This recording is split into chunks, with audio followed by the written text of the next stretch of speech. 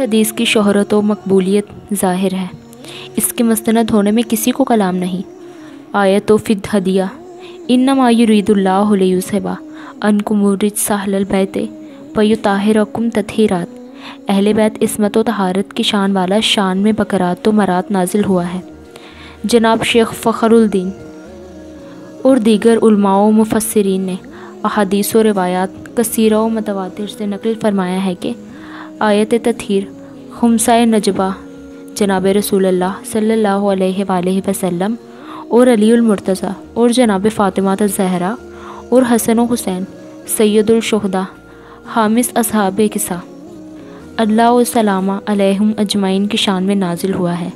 اس آیت کی شان نزول میں یہی حدیث قصہ بیان کی جاتی ہے جس کے فضائل، مناقب اور اہل بیت علیہ السلام کی شان و عظمت اس کے ملاحظہ سے ظاہر ہوتی ہے۔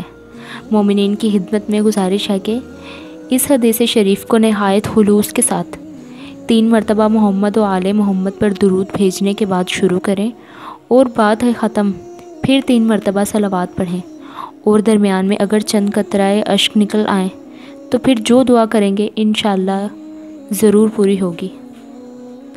اس حدیث قصہ کو کم سے کم روزانہ 1 مرتبہ یا ہفتے میں 1 دفعہ شب جمعہ یا روز جمعہ اس کی تلاوت کا سلسلہ قائم رکھیں۔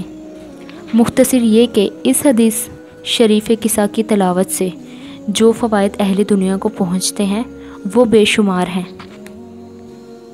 اگر پابندی وقت کے ساتھ اس کی تلاوت کا سلسلہ قائم رکھیں تو انشاءاللہ اس دعا کی برکت سے آپ کی تمام حاجات دینی و دنیاوی بھر آئیں گی۔